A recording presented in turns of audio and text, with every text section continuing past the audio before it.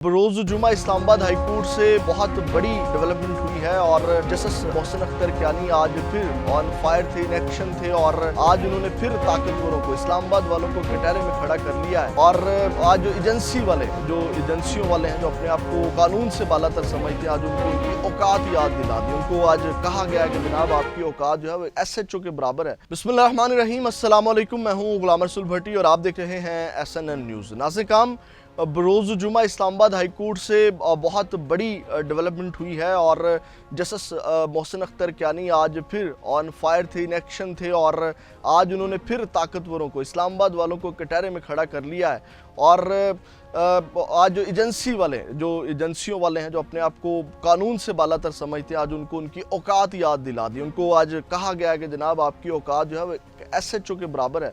नाज़िर किस तरह आज उन्होंने ताकतवरों की जुई तुई फेर के रख दी है, ये तमाम तर तफसीलात आपके सामने रखते हैं। आपको पता है कि जो मशहूर शायर और सहाफ़ी फरहाद अहमद अगवा वाला केस है, आज जुमा तक का टाइम दिया गया था अटॉर्नी जनरल को, तो आज फिर उसकी समाअत हुई।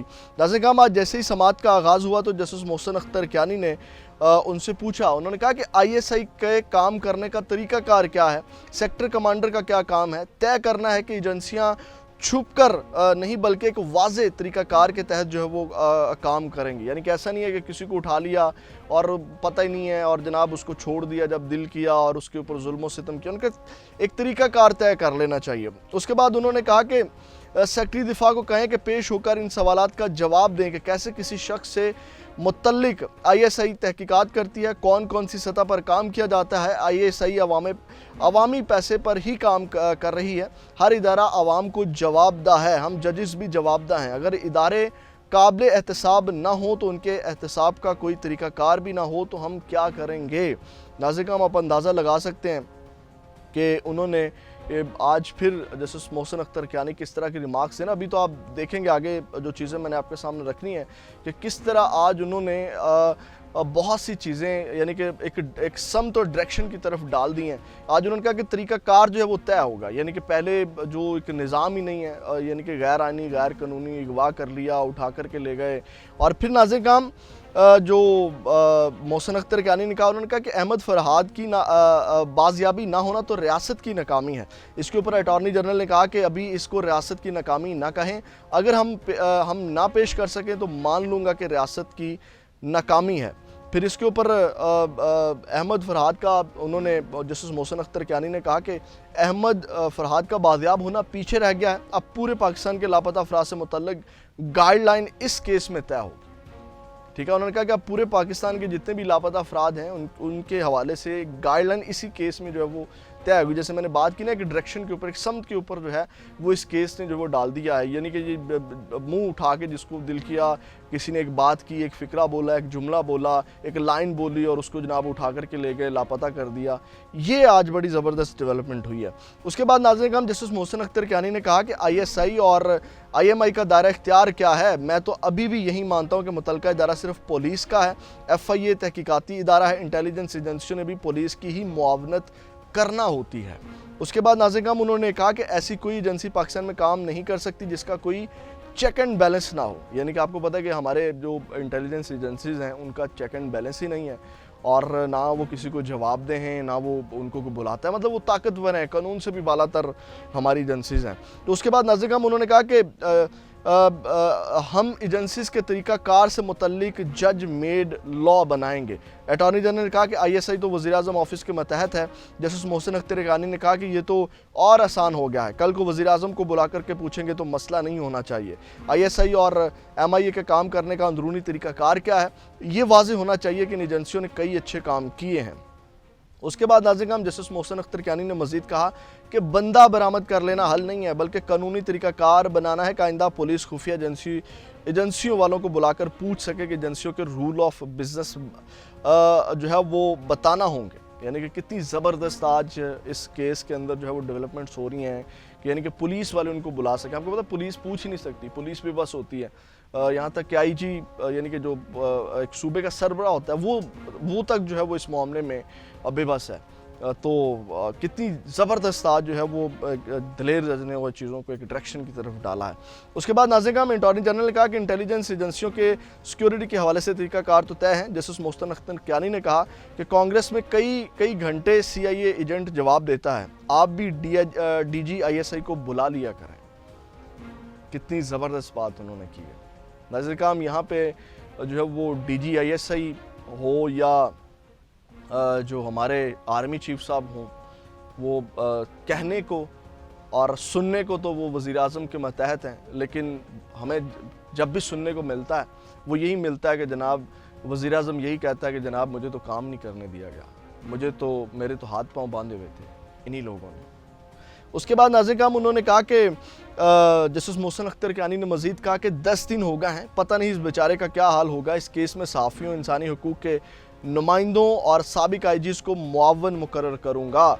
देखें ना एजेंसियों पर इल्ज़ाम लगा है। उसके बाद नाज़िम मज़ीद उन्होंने कहा कि मौजूदा केस में वाज़े इल्ज़ाम ISI पर है, जिनका बंदा मरा हो या गायब हो उन्हें पता होता है कि बराह रास्त कौन मुलव्विस है। तो अटॉर्नी जनरल ने कहा कि मैं इस इल्ज़ाम की वाज़े नफ़ी कर चुका हूँ कि अहमद फ़रहाद ISI के पास नहीं है। अभी अहमद फ़रहाद की बाज़ियाबी की उम्मीद ख़त्म नहीं हुई होगी, अदालत को खुद बताऊँगा, ये उन्होंने बात की।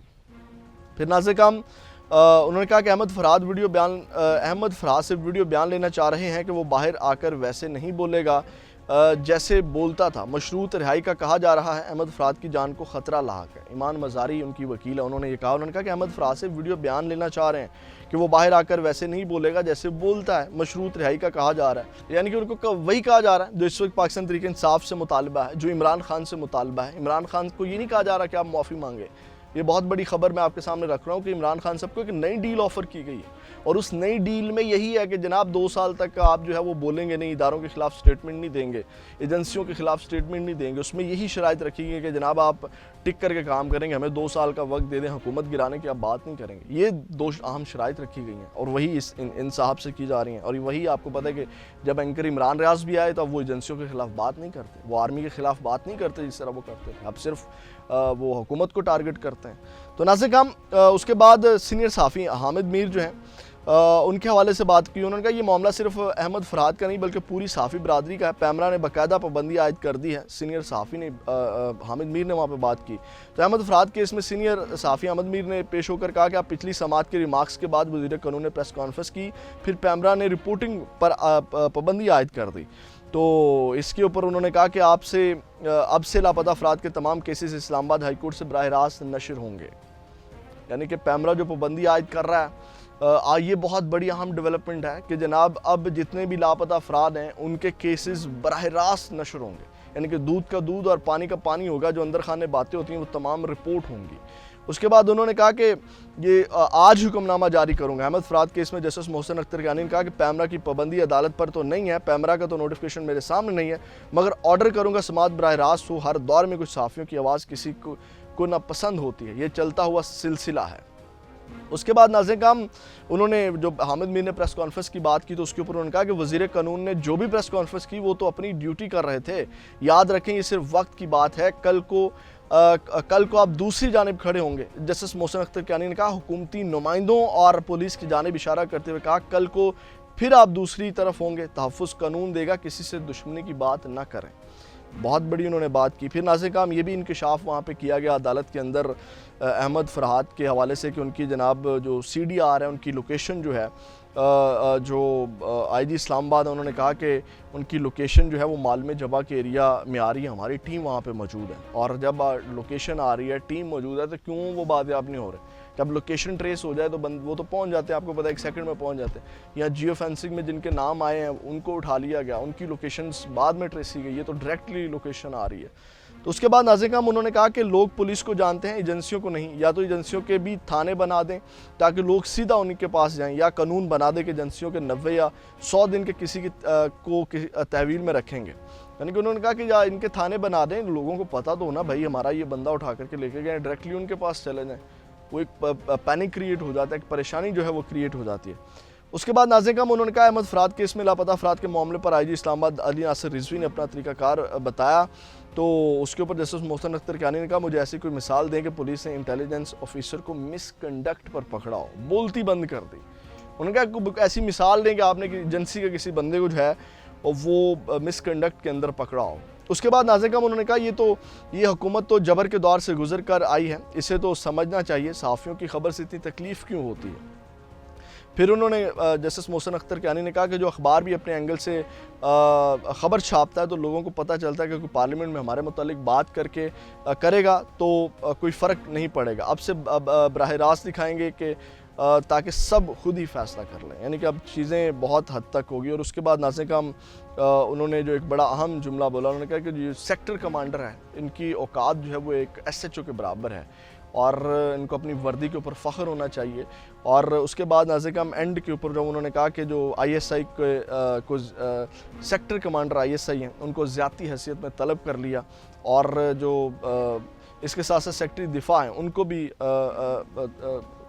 ज़ाती हैसियत में तलब कर लिया और कहा कि जनाब ये एक इनकी हैसियत जो है वो एक SHO से ऊपर नहीं है, वो खरा इंसान है, पहले बयान दें फिर पेश हों। उनको 29 मई तक उन्होंने तलब कर लिया। नाज़िम आज की जो डेवलपमेंट्स हैं आज आपको वाज़े नज़र आया, एक तो वो जो कानून से अपने आप को बालातर समझते हैं उनको कानून के नीचे लाने के लिए जस्टिस मोहसिन अख्तर कियानी की बहुत बड़ी काविश है, और दूसरा उन्होंने बहुत सी चीज़ें क्लियर कर दी हैं कि जनाब इस केस में एक मिसाल बना करके चीज़ों को जो है वो वाज़े किया कि जनाब चीज़ें होनी अप्रोच होना चाहिए, यानी कि अगर एजेंसियाँ भी बंदा उठाती हैं, यानी कि डेफिनेटली एजेंसियों का भी काम कुछ चीज़ें सिक्योर करना होती है, कुछ चीज़ों को देखना होता है, कुछ मामलात में जो है वो इंक्वायरी एजेंसियों का भी काम है और एजेंसियों का काम ही यही है।